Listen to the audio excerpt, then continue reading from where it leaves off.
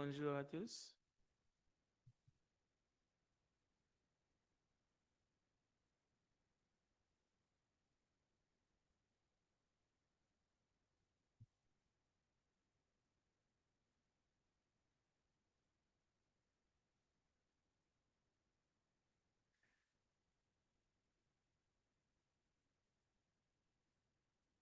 Après la campagne d'évangélisation que nous avons eue il y a 2 semaines, nous sommes déjà le 26, ça fait 14 jours déjà passés. Normalement, on devrait être en train de s'organiser de manière à établir des serviteurs, des servants, mais ça demande aussi de la discipline, comme le frère a dit dans sa prière. On a encore beaucoup de chemin à faire pour respecter l'heure du début des classes bibliques. Il faut être exemplaire, il faut être des modèles, mais on va faire tout cela avec le temps. Nous devons nous encourager les uns les autres. Il faut qu'on y arrive. Il faut qu'on se donne le moyen pour y arriver.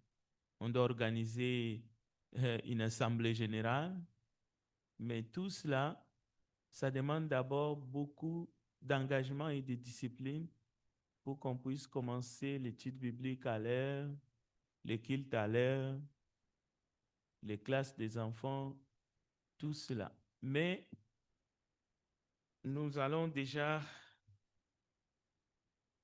après ces cultes, prendre la décision pour les études de mercredi et vendredi. Parce que là aussi, le mercredi et le vendredi, la salle est vide. On doit décider si on doit continuer à chauffer une salle vide ou si on doit les faire en ligne, comme on le fait d'habitude. Alors, que la grâce et la paix de notre Seigneur Jésus soient avec vous. Cherchez dans votre Bible Éphésiens chapitre 5.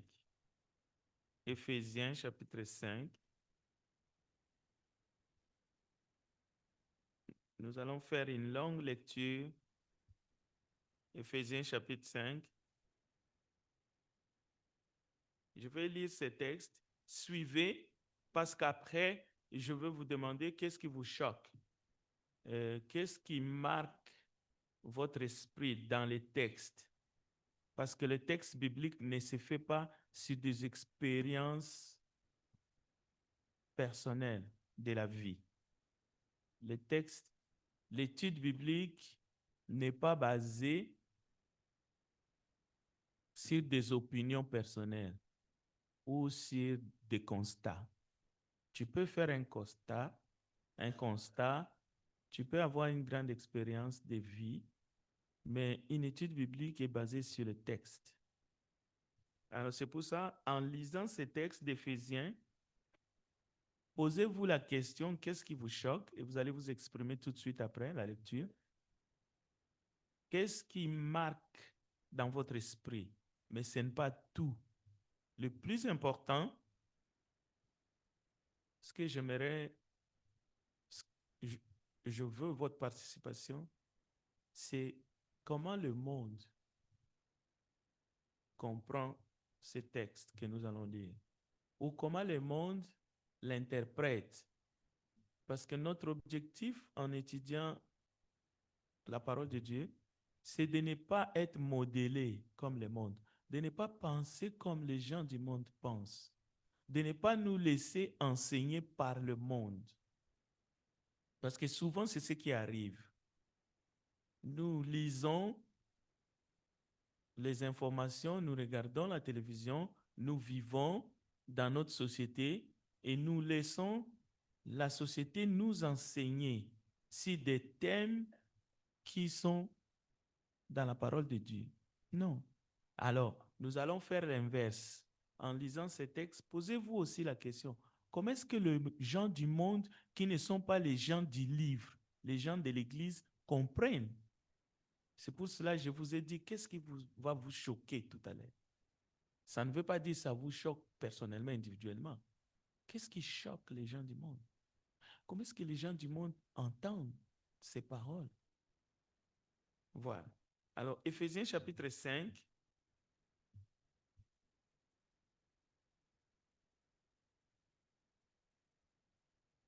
Éphésiens chapitre 5,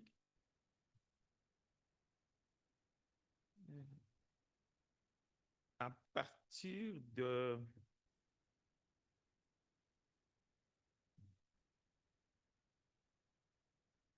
J'espère que vous êtes déjà là.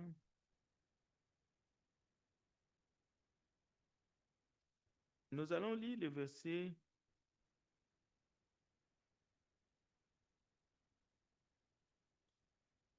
Bon, on va lire à partir du verset 19 et je vais lire jusqu'à la fin.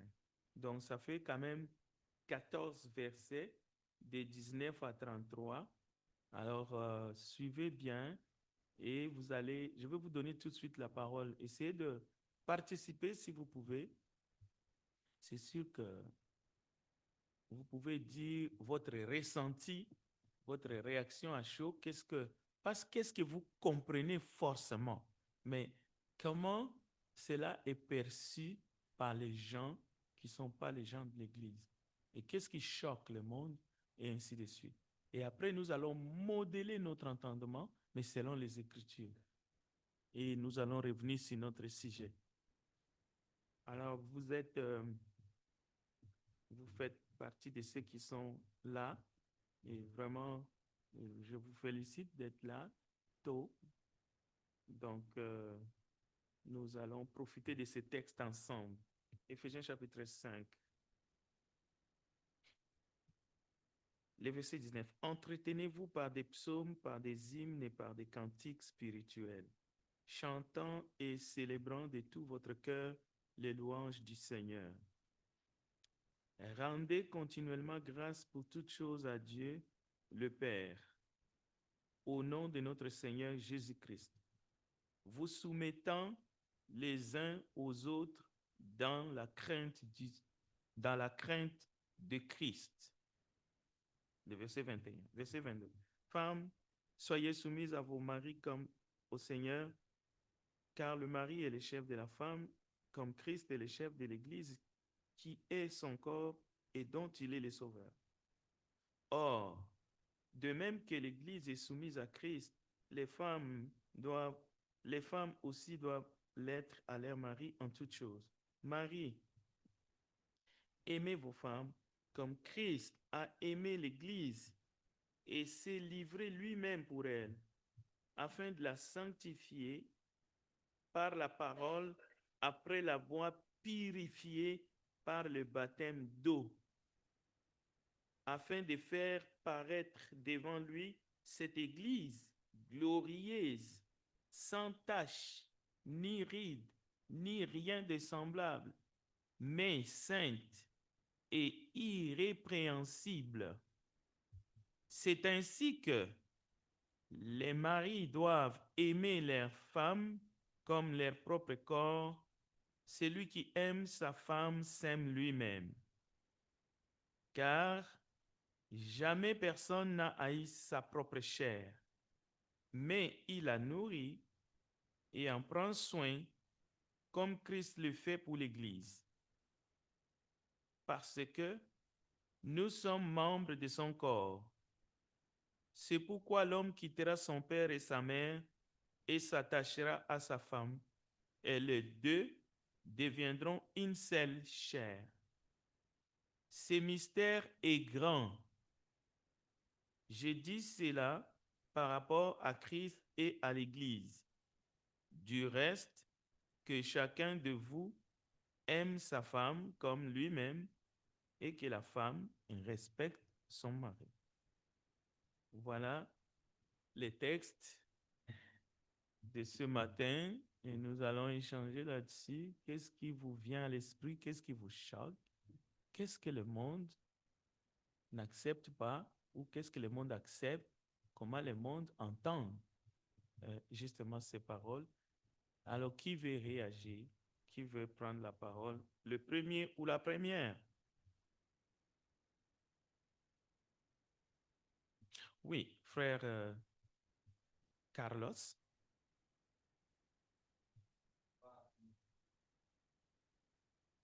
Mhm, mhm.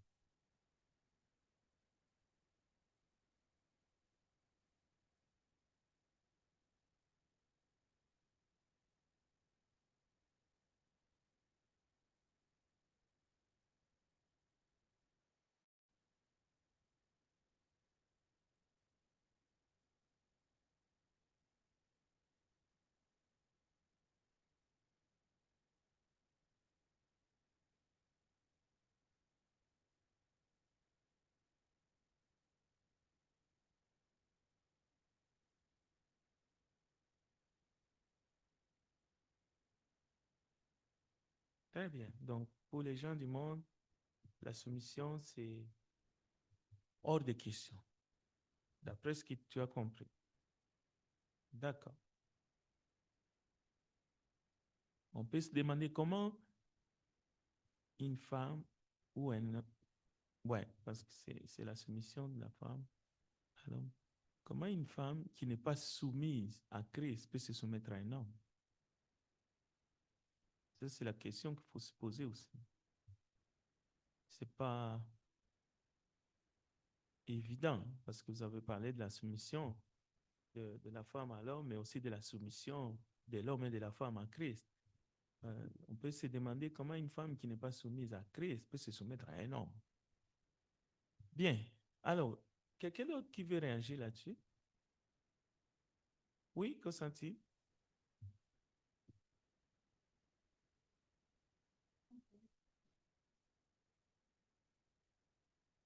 OK. OK.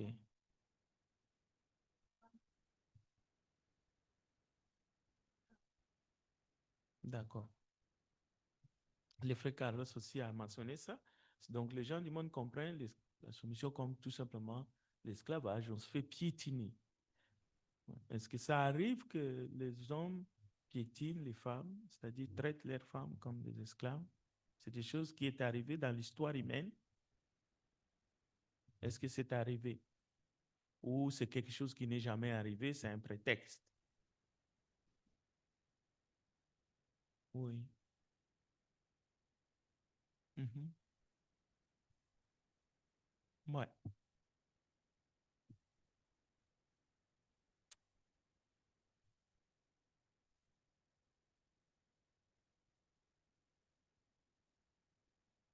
Mm. D'accord. Merci pour les commentaires. Donc, ce n'est pas que les hommes se sont, ce n'est pas que les femmes se sont réveillées du mauvais côté et puis ils ont inventé cette théorie-là. Même aujourd'hui, le nombre de femmes qui sont battues ou qui sont tuées, que ce soit au Canada, en Italie, c'est très élevé. Donc, il y a des hommes qui véritablement euh, maltraitent, mais aussi tuent. Euh, donc, c'est ça qui rend justement ces termes de soumission inacceptables, disons. Hein? On comprend que ce n'est pas une invention, ça fait partie de la réalité de la vie humaine. OK? On se comprend. D'accord. Alors, est-ce qu'il y a d'autres commentaires? C'est pas non plus. Mais ça ne justifie pas que l'enseignement que nous avons lu, le texte biblique, n'a pas sa raison d'être. Non, non, non. Nous sommes en train de parler des gens, comment les gens du monde perçoivent cela. OK? Est-ce qu'il y a d'autres commentaires? Parce que c'est un texte qui est quand même assez vaste, très populaire. Je crois que vous avez assez d'arguments. Oui, Gérard et Elien.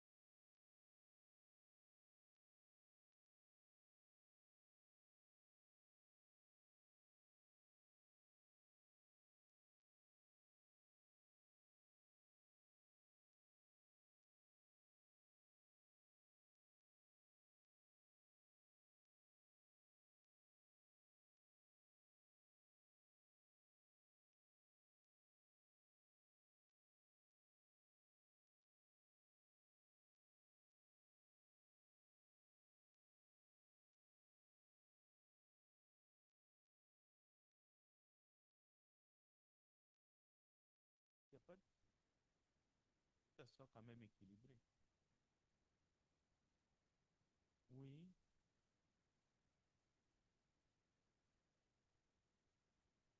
oui, oui.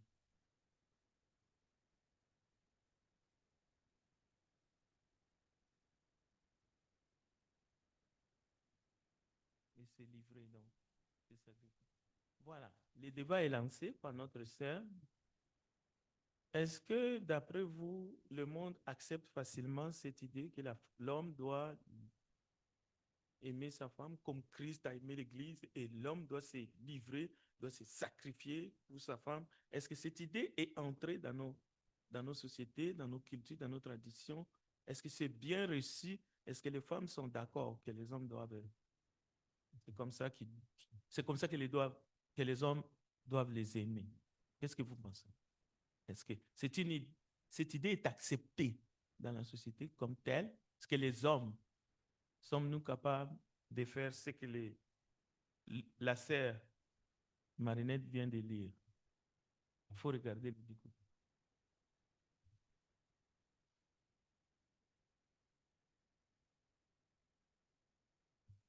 Ah, on revient. Comment un homme qui n'est pas en Christ peut aimer sa femme comme Christ a aimé l'Église? On revient. Comment une femme qui n'est pas soumise à Christ peut se soumettre à un homme? Ah, très bien. Comment un homme qui n'est pas en Christ peut aimer sa femme comme Christ a aimé l'Église? Ça, ce sont de bonnes interrogations par rapport au texte. D'autres commentaires?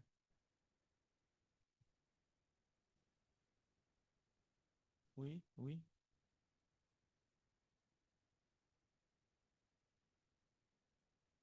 à Christ, oui. On souhaite que la femme soit soumise à nous.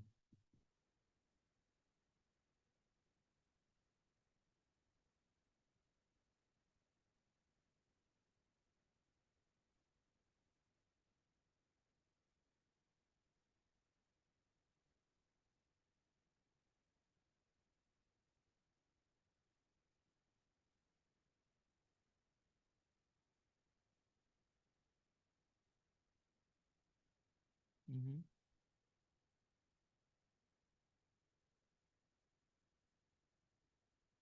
mhm.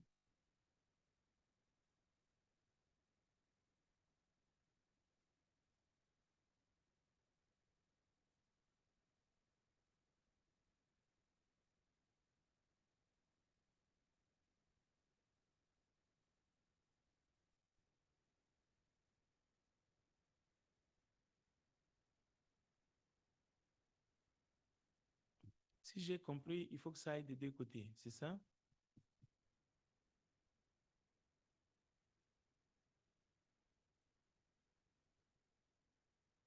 Faut...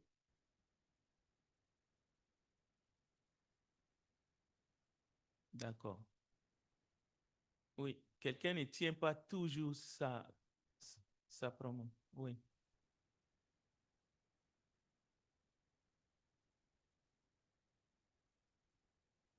d'accord. OK.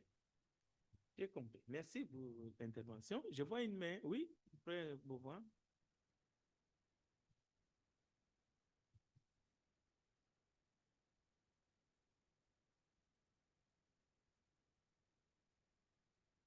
Mhm.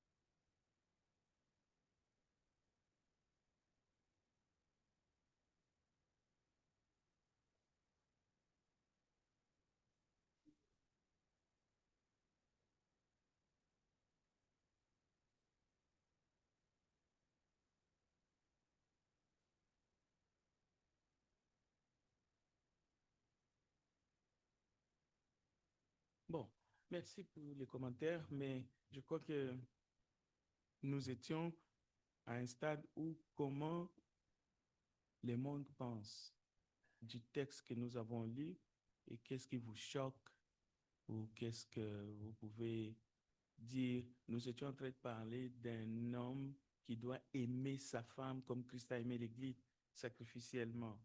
Alors revenons-en. Est-ce que le monde accepte facilement? Est-ce que vous pensez que c'est faisable aujourd'hui de la manière que nous voyons les couples dans le monde aujourd'hui qui se marient? Est-ce qu'on peut voir? Est-ce que cet enseignement est ancré dans la société? Ancré, accepté? Est-ce que cet enseignement est accepté? Qui n'a pas encore parlé?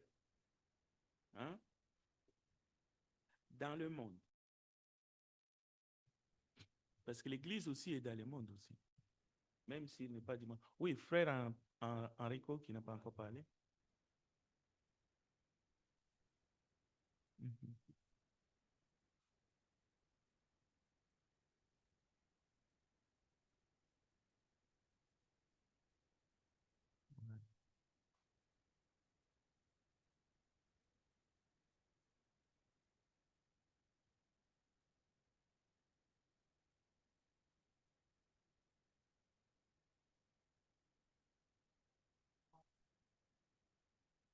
Ouais. Eh bien, oui.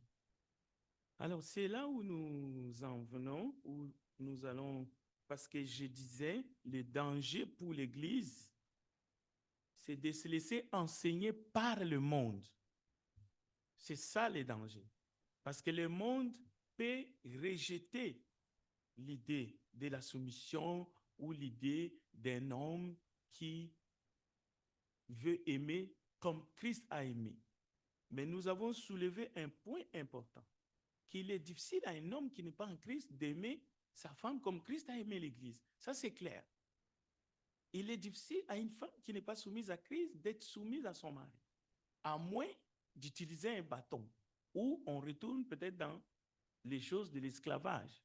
D'accord? C'est très difficile. Admettons, ce sont des faits. Okay? Maintenant, comme le frère Enrico a dit, le but même de l'Église en étant ici-bas, c'est de donner un enseignement. Cet enseignement-là, c'est l'enseignement de Christ. C'est sa doctrine. Nous devons l'enseigner, pas seulement aux chrétiens, mais aux gens du monde. Maintenant, enseigner signifie imposer? Non. On ne peut pas imposer au monde les enseignements. Jésus ne l'a pas fait lui-même. Il a enseigné, il a prêché, il a montré, il a déclaré. Maintenant, reste que il plaçait les gens devant deux chemins. Et il leur dit, entrez, choisissez, marchez sur la chemin étroite et spacieux. C'est ce que nous allons essayer de faire justement. Nous allons regarder les enseignements qui concernent le mariage en général, mais aussi les mariages dits chrétiens. Mais avec cet esprit-là, je vais revenir sur l'exemple de Marie aimée. On a beaucoup parlé de la soumission, c'est clair. Vous avez avancé les idées. Mais l'enseignement de Marie aimée votre femme comme Christ a aimé l'Église. Okay? Moi, j'ai remarqué dans la société quelque chose qui serait contradictoire, même parmi ceux qui se disent chrétiens. Parce qu'il y en a ceux qui vont comprendre aimer sa femme comme Christ a aimé l'Église, et il y a un mot qu'on a lu dans les textes. Il faut la nourrir. D'accord? Mais vous allez remarquer même ceux-là qui sont dans l'Église ou qui cheminent, qui sont... Nous avons tous, aujourd'hui, dans notre monde moderne, vous savez tous qu'un salaire, ça ne fonctionne pas. D'accord? Cela veut dire que même avec notre bonne volonté de vouloir aimer notre femme comme Christ a aimé l'Église, mais quelque part, hein, vous ne me direz pas que la madame, il ne faut pas qu'elle travaille. Mais il y en a d'autres qui vont aller plus loin.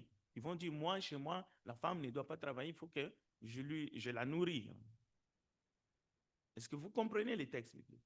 C'est-à-dire que il ne faut pas non plus penser que le texte biblique est là pour que nous soyons enfermés dans une sorte de boîte où la soumission est mal interprétée, par exemple, mais aussi le fait d'être prêt à mourir pour sa femme est aussi mal interprété.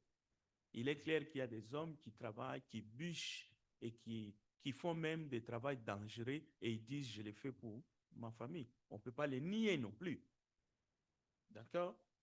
Ça, c'est clair. Et qui sont prêts à tout pour sa femme. Maintenant, Éphésiens 5, versets 19 à 34 que nous avons lu, lorsqu'on les lit, nous devons comprendre la pensée qui est, de Dieu qui est là. Et cette pensée, c'est un mystère. Et cette pensée tourne sur la relation de Christ et l'Église d'abord. C'est la pensée centrale. Donc, le mariage que nous voyons ici, que Dieu a institué, c'est d'abord pour nous enseigner quelque chose de beaucoup plus profond. L'union entre l'homme et la femme nous amène à l'union de Christ et l'Église. Bien sûr, nous devons faire tout ce que nous avons à faire. Il faut qu'il y ait l'amour, la fidélité, tout ce que vous voulez. Mais n'oubliez pas que la finalité, c'est l'union de l'époux et de l'épouse, c'est-à-dire de l'Église et de Christ. Maintenant, à cause du péché que quelqu'un a évoqué,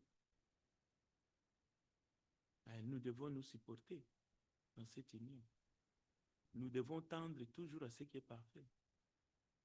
Nous ne devrions pas, par exemple, avant de se marier, commencer à chercher quelqu'un qui est déjà parfait pour qu'on puisse se marier. Ce qui arrive souvent. Parce que vous n'allez pas trouver ce partenaire. Oui, il faut faire un choix. Oui, il faut qu'il soit chrétien. Il faut qu'il soit chrétien ou il faut qu'il soit chrétien. C'est ce qu'on dit toujours.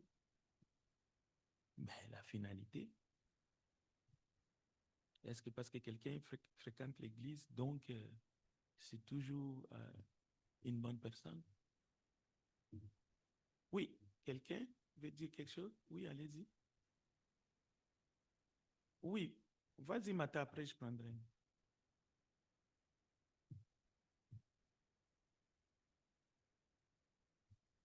Mhm, mhm,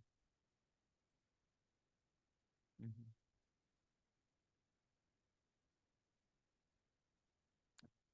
OK.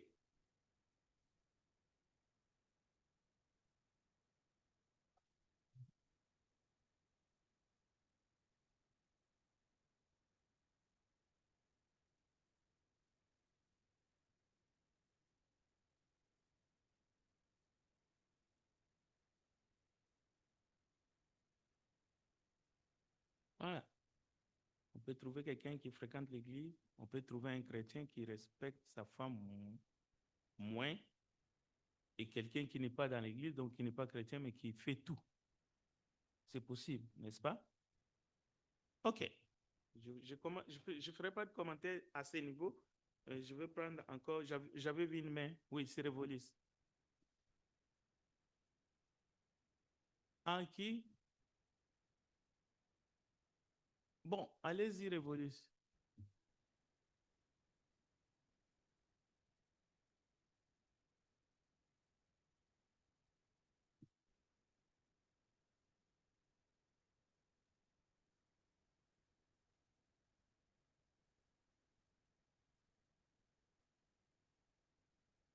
Mhm,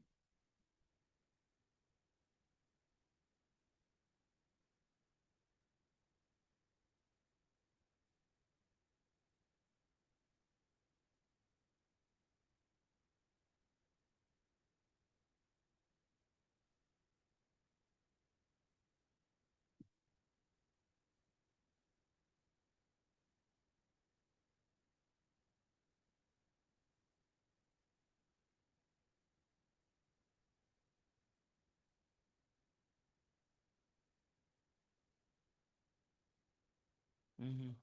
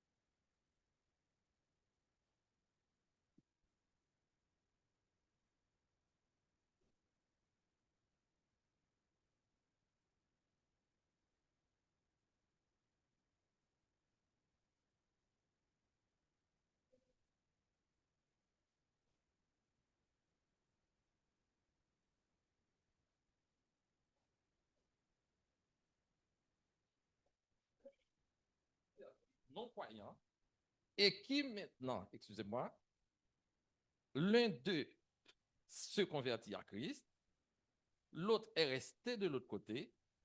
Donc, celui qui est converti doit considérer son épouse ou son époux. Donc, maintenant, si on prend ce cas, on déplace le contexte pour dire que, eh bien, si on est dans l'Église et puis on peut faire choix de n'importe qui sous prétexte de 1 Corinthiens chapitre 7, c'est une mauvaise interprétation de 1 Corinthiens chapitre 7. Tout à fait. Merci, frère Boris.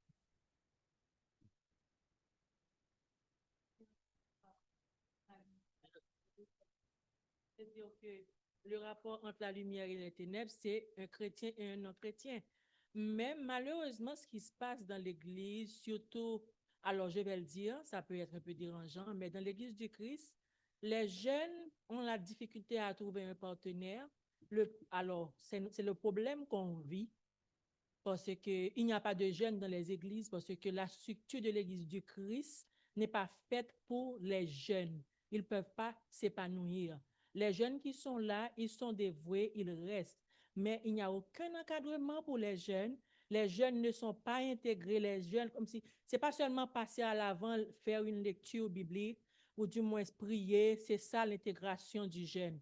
Il faudrait avoir une activité pour les jeunes. Comme ça va attirer d'autres jeunes. Il n'y a pas un groupe, il n'y a pas une chorale pour les jeunes.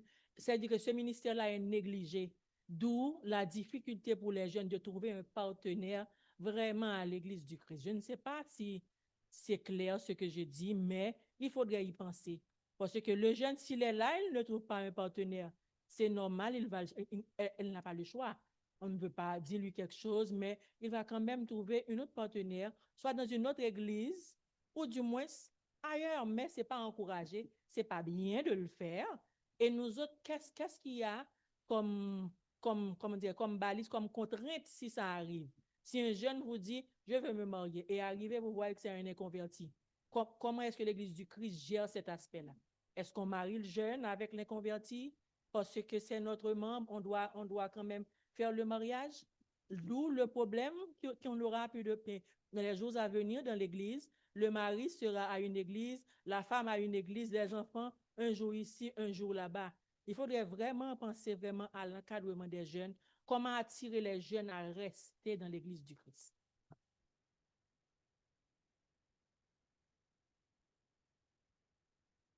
Merci pour les commentaires.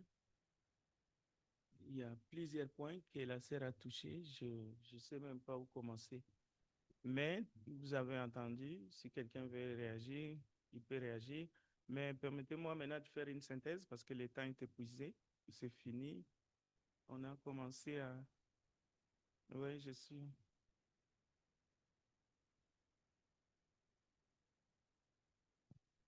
Il me reste 5 minutes. Je vais faire maintenant la conclusion. OK? L'étude est finie maintenant. Et on a commencé à 10h, il est 10h45, donc il reste 5 minutes. Je vais conclure. OK? Bien.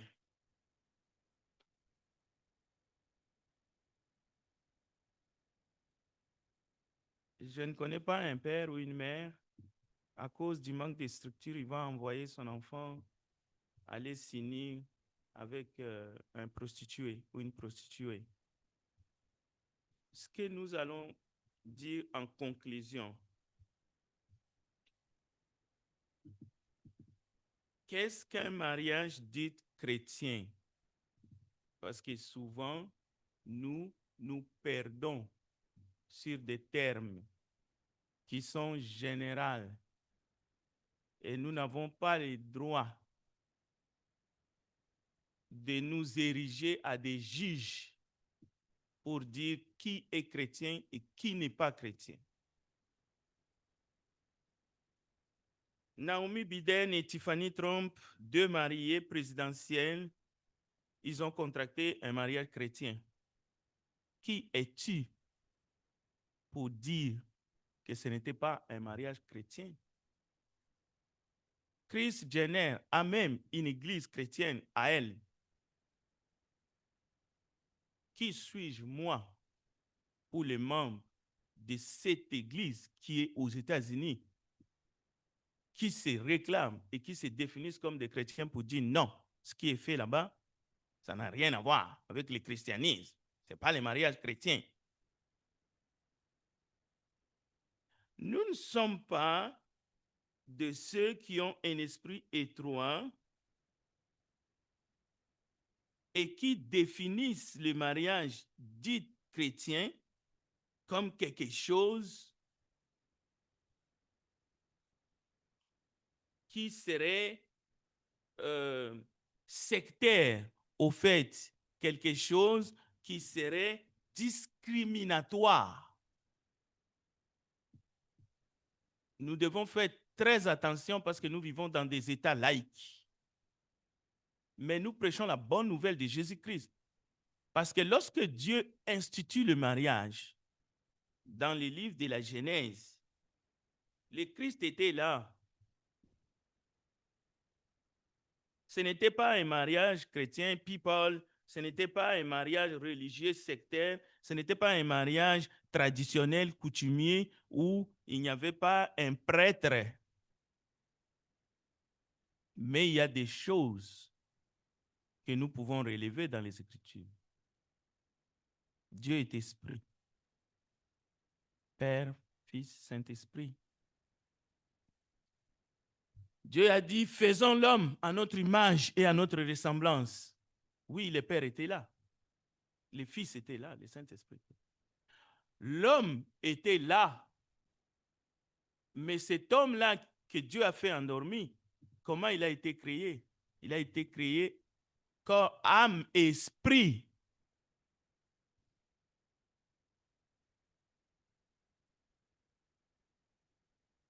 La femme qui était d'abord invisible, mais qui sera rendue visible, tirée de la côte de l'homme, est aussi créée à l'image de Dieu. Elle est corps, âme et esprit.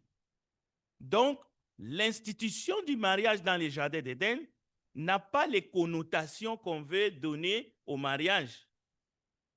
Donc, il y a l'esprit de Dieu, il y a le corps, l'âme et l'esprit de l'homme, il y a le corps, âme et l'esprit de la femme.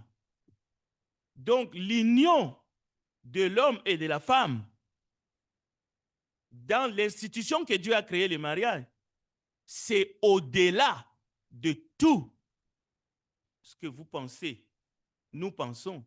C'est au-delà de la célébration religieuse que nous avons donné le nom du mariage. C'est l'esprit, l'âme et le corps qui sont unis et qui va devenir une seule âme. Et Christ est dedans. Le Père est témoin. Le Saint-Esprit est là. Maintenant, la question qu'il faut se poser,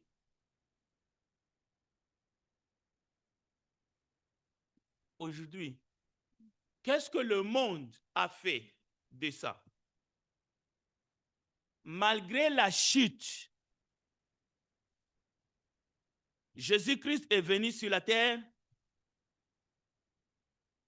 Lorsqu'il commence son ministère, le premier miracle, c'est aux noces de Canaan, où il est allé honorer ce que le Père a réalisé dans le jardin d'Éden. Il était là pour honorer, mais il n'était pas là comme un prêtre, un célébrant.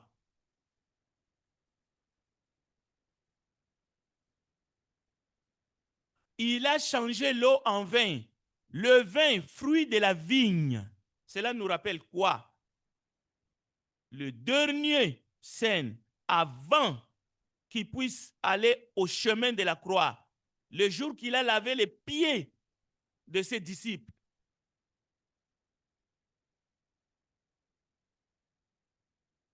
Il leur a dit, aimez-vous les uns les autres.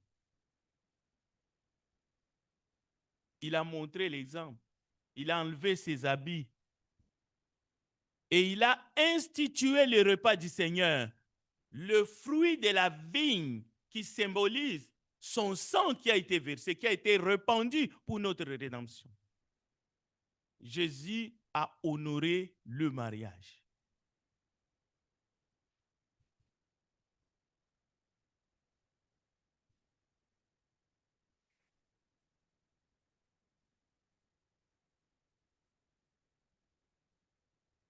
La chrétienté est aussi large que vos imaginations. Qui êtes-vous pour cataloguer les gens? Sur quelle base vous mesurez les gens? Vous dites que quelqu'un qui est dans une autre église... Écoutez, dans le contexte du mariage, le mariage, c'est quelque chose qui dépasse de loin. Parce que pour que la personne que vous voyez sur la rue, là, il faut que deux personnes s'unissent, montent au lit pour que la personne là qui déambule là soit là. Il ne faut pas réduire cette question à des histoires sectaires, de fausses doctrines, où les enseignements sont tordus. Et qui est sauvé alors? Qui n'est pas sauvé? Jésus répond, il dit c'est impossible aux hommes. Alors quelque chose qui est impossible pour moi, pourquoi vous voulez que je me prononce là-dessus?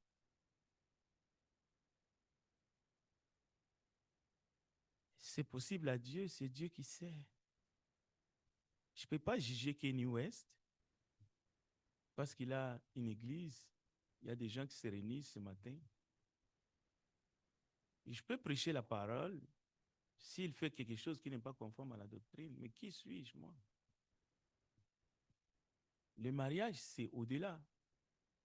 Mais par contre, il y a des enseignements que nous verrons où les gens ont des relations sexuelles en dehors du mariage. Ça, c'est clair.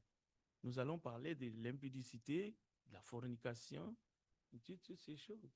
Mais le mariage n'est pas défini. Le mariage est dans la parole de Dieu. Maintenant, qui peut se marier? Qui ne peut pas se marier? Ce n'est pas une affaire de prêtres, de prédicateurs. Je vous demande de préparer votre cœur pour recevoir la parole de Dieu ce matin dans le culte.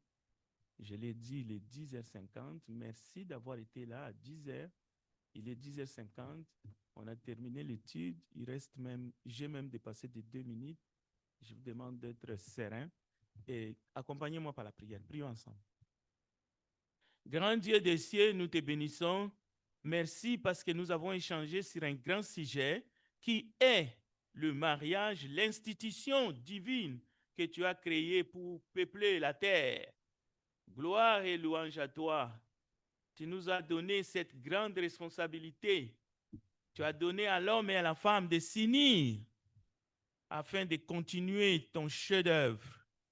Nous te prions pour les jeunes, les enfants qui sont ici, de comprendre cela et de suivre ce qui est inscrit dans ta parole. Bénis ta parole, bénis ce culte de ce matin. Glorifie ton nom au milieu de ton peuple. Au nom puissant de Jésus, nous avons ainsi prié. Amen. Que Dieu vous bénisse.